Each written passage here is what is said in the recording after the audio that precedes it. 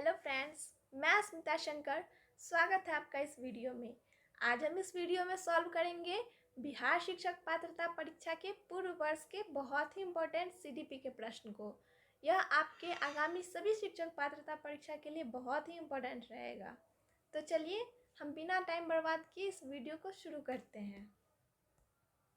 दोस्तों, आज का पहला प्रश्न है, विकासात्मक मनोविज्ञान में जीवन का अध्ययन किया जाता है। विकासात्मक मनोविज्ञान यानी डेवलपमेंटल साइकोलॉजी में बच्चे के जीवन का अध्ययन जन्म से किया जाता है। पहला का सही आंसर है ऑप्शन बी। दूसरा क्वेश्चन है, मस्तिष्काधोमुखी एवं निकट से दूर। मस्तिष्काधोमुखी यानी सेफेलोकॉडल और निकट से दूर यानी प्रॉक्सिमोडिस्टल का क्रम किस क्रिया का अंग है? तो यह विकास की क्रिया का अंग है। मस्तिष्काधोमुखी में बच्चे का विकास सिर से पैर की ओर तथा प्रॉक्सिमोडिस्टल यानी निकट से दूर में बच्चे का विकास केंद्र बिंदु से बाहर की ओर होता है।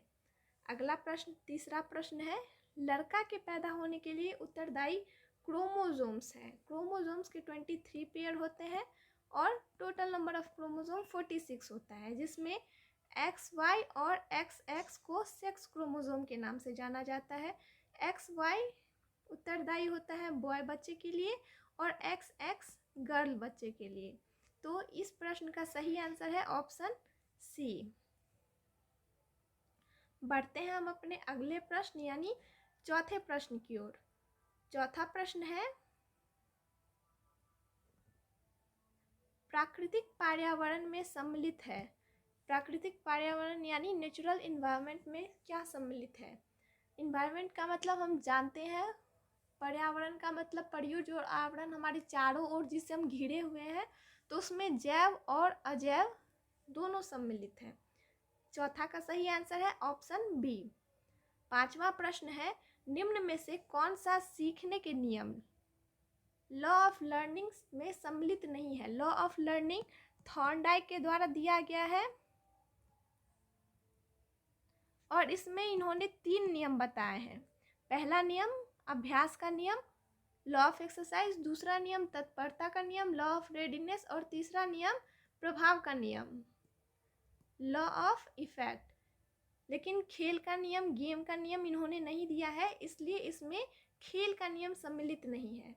तो पांचवा प्रश्न का सही उत्तर है खेल, ऑप्शन सी।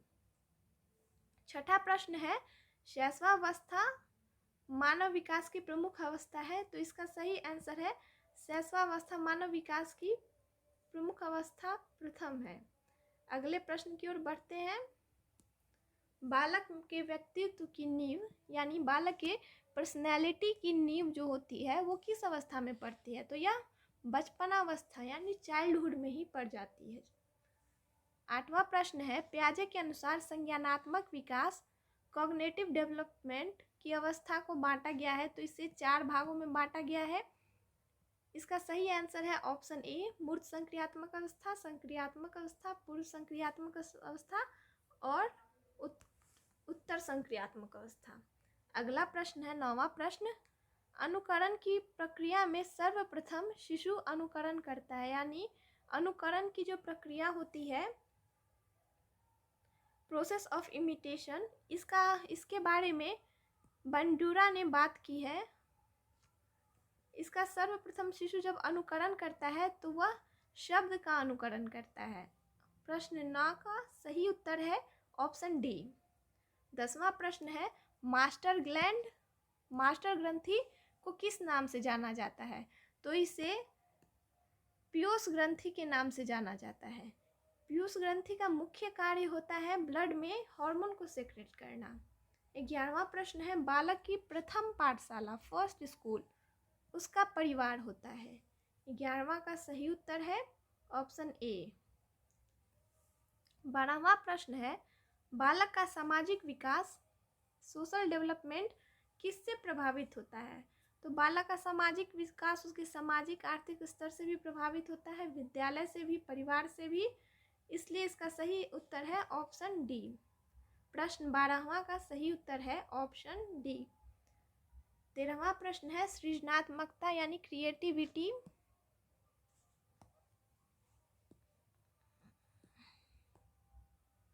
सृजनात्मकता की पहचान होती है, क्रिएटिविटी की पहचान तब होती है जब कुछ नया होता है। इसलिए इसका सही उत्तर है नवीन परिणाम। 14वां प्रश्न है, हम करके सीखते हैं, किसने कहा है? इसके बारे में कई लोग कहते हैं कि इसका जो ऑप्शन है ये गलत है, क्योंकि उन्होंने जॉन डीवी के थ्योरी में ये पढ़ा है। लेकिन हम ये जानते हैं कि जॉन डीवी ने हम करके सीखते हैं का समर्थन किया है, लेकिन इसे सबसे पहले सिम्पसन ने कहा है। इसका सिम्पसन ऑप्शन सबसे सही है। अगला प्रश्न है, समस्या बालक यानी समस्यात्मक बालक कौन से हैं? समस्यात्मक बालक को हम इंग्लिश में प्रॉब्लमेटिक चाइल्ड कह सकते हैं। तो ये चाइल्ड जो होते हैं वो मेनली जो समस्यात्मक बालक होते हैं उनका माइंड डिस्ट्रैक्ट हो गया रहता है। तो जिस बच्चे का माइंड डिस्ट्रैक्ट रहता है वो चोरी भी कर सकते हैं, झूठ भी बोल सकते हैं, माता पिता का कहना न भी मान सकते हैं। इसलिए इसका सही आंसर है ऑप्शन डी। अगले प्रश्न की ओर पढ़ते हैं। 16वां प्रश्न मानसिक स्वास्थ्य का है। बालक का मानसिक स्वास्थ्य निर्भर करता है किस पर? बालक का मेंटल हेल्थ उसके स्कूल पर भी डिपेंड करता है, फैमिली पर भी, समुदाय पर भी। इसलिए इसका सही आंसर है ऑप्शन डी। अगला प्रश्न है, हस्तशिल्प शिक्षा यानी हैंडीक्राफ्ट एजुकेशन दी जानी चाहिए सामान्य बालक को, पिछड़े बालक को, मंदबुद्ध बालक को या प्रखर बुद्धि वाले बालक को? तो यह मेंटली रिटार्डेड स्टूडेंट को दिया जाता है। जो बच्चे मेंटली रिटार्डेड रहते हैं उन्हें हैंडीक्राफ्ट एजुकेशन दिया जाता है। 18वां प्रश्न है, निरीक्षण विधि में क्या किया जाता है? क्या अपना अध्यापन, अपने व्यवहार का अध्यापन, दूसरे के व्यवहार का अध्यापन या व्यवहार का विश्लेषण? इसका सही आंसर है ऑप्शन डी। निरीक्षण विधि में बिहेवियर का एनालिसिस किया जाता है।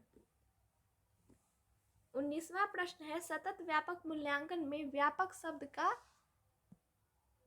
अभिप्राय क्या है? तो व्यापक शब्द का अभिप्राय यहाँ संज्ञानात्मक और ससंज्ञानात्मक दोनों से है, यानी ऑप्शन सी सबसे सही उत्तर है इसका।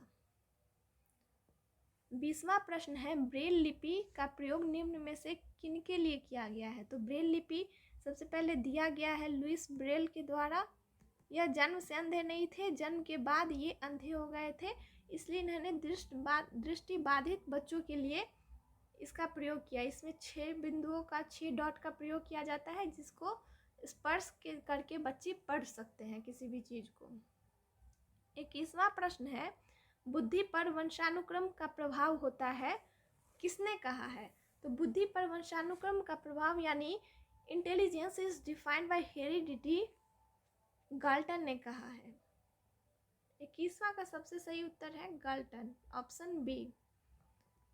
22वां प्रश्न है, मनुष्य का व्यवहार मुख्यतः किससे प्रेरित होता है? मनुष्य का व्यवहार उसके बुद्धि से प्रेरित होता है। इंटेलिजेंस जैसा होगा आपका वैसा ही आपका बिहेवियर भी होगा, इसलिए बिहेवियर हमेशा इंस्पायर्ड होता है इंटेलिजेंस से। 23वां प्रश्न है, व्यक्ति के संवाद करने की प्रक्रिया क्या कहलाती है? तो व्यक्ति के संवाद करने की प्रक्रिया को हम संप्रेषण यानी कम्युनिकेशन कहते हैं। 24वां प्रश्न है, शिक्षा मनोविज्ञान का अध्ययन अध्यापक को इसलिए करना चाहिए क्योंकि इससे शिक्षा को आत्मसंतुष्टि मिल सके, इससे वह दूसरे को प्रभावित कर सके, इससे वह अपनी परीक्षाओं में प्रथम आ सके, या इसकी सहायता से वह अपने शिक्षा को और अधिक प्रभावशाली बना सके। तो इसका आंसर होगा ऑप्शन डी। इससे वह टीचिंग को इफेक्टिव बनाने के लिए इसका प्रयोग कर सकता है।